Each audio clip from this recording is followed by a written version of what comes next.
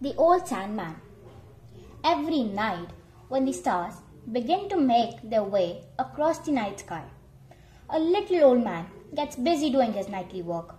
This playful old man springs on his toes from one roof to another, and sometimes, when he's going too fast, he clicks open his umbrella that is even bigger than him and slides to a stop. Of course, he's the Old Sandman, the kindly old man who brings dreams to all good children. Funny dreams, happy dreams, exciting dreams, and beautiful dreams. One summer night, the Sandman quietly slipped into Danny's room through his window. He took out some sand from his pouch and sprinkled it on Danny. Each time you wake up with sand in the corner of your eyes, you know it's the Old Sandman who's done it. Danny dreamed of a lovely garden with tall flowers and thick grass.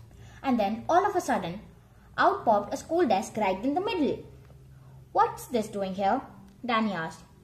"I always wished I had glasses outdoors. What's that noise?" Rumble, rumble, rumble, went the desk. The Old Sandman sprang to the desk and opened the door. And out leapt a snake, shouting, "Grumpity grump, bricks and sticks, 2 and 2 do not make 6. And it raced off. "Wait, wait," squeaked a piece of chalk. "I can solve that." But the slate ran away from the chalk, with the chalk chasing behind. "Now that should happen at school," laughed Danny. But the dream wasn't over yet. There was some giggling under Danny's bed. Then all the letters of the alphabet marched out one by one, jumped on the bed and twisted and whirled and jiggled and danced the best they could. "That's enough," shouted the Sandman. "Everybody, get yourself in order right now."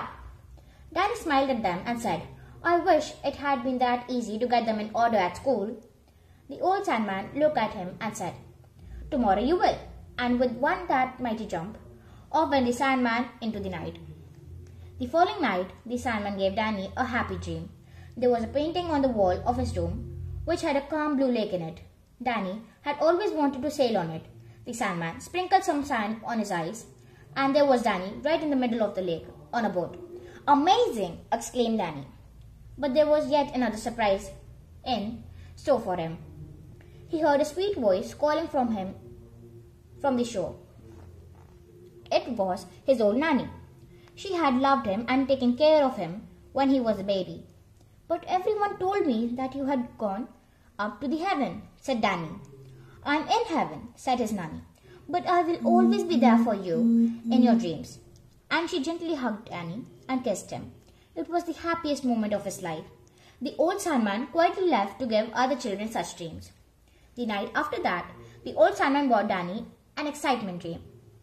He found himself in a storm in a flying ship, and around him there were blinding flashes of lightning, and the round crashing of thunder scared him.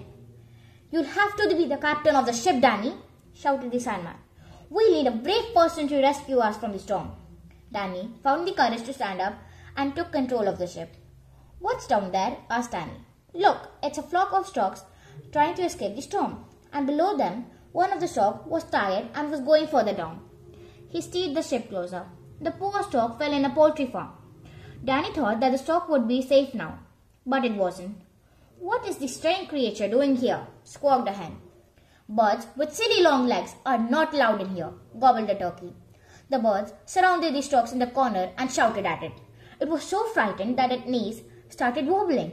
"Don't worry, I'll save you," said Danny, and swooped down, shooed the other birds off, and picked up the stork.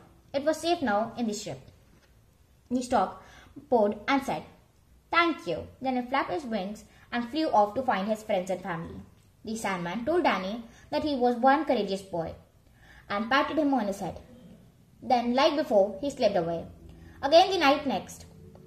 The Sandman sprinkled some sand on Danny's eyes, and he had a very beautiful dream. Danny had shrunk into size and found himself entering a mouse wedding with the Old Sandman. "Let's go in and enjoy the wedding," said the Sandman. They went inside. Everyone was having a great time.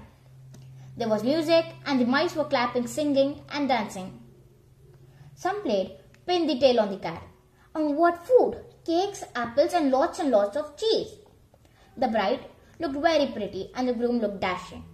They all cheered for the bride and the groom. Everyone applauded for them.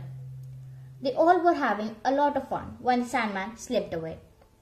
The night after, the Sandman asked Danny, "Well, Danny, would you like to have another dream tonight?" "I would love to.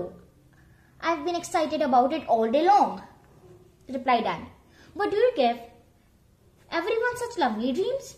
"Well, I do go to old people who can't sleep because they have little levels of worry flying about their heads. They ask me to chase the devil away," said the Sandman. "But you don't have any worries," said the Sandman. "So come with me to the stars, where we'll polish them." "What nonsense!" exclaimed Danny's grandfather from the picture. "Don't you go filling my grandson's head with strange ideas. Stars can't be taken down and polished." "Ah, my friend," said the Sandman, "but this is a dream. Anything can happen in a dream." And so Danny and the old Sandman flew very high in the night sky, all the way to the stars. But while the Sandman was polishing the stars, Danny was very busy having fun. "Whee!" he shouted as he hopped from star to star. Then the Sandman flew down with him to the grass and flowers beneath. Danny helped him to sprinkle dew on them. Next stop was Santa's workshop in the North Pole. Danny got there to meet Milo, the chief toy maker. He was a tiny elf who was not more than 6 inches tall. "Danny, you've been a very good boy," he said. "What special gift would you like for Christmas?" Thought Danny. "May I get a toy soldier who looks just like you?" "Why not?" said Milo. Now the Sandman slipped away again, for he had many more dreams for everyone else. Danny woke up with a smile across his face. "Oh, I wonder what dream the old Sandman has in store for me tomorrow night," he said. "Tell me, have you ever woken up with little grains of sand sprinkled in the corner of your eyes?"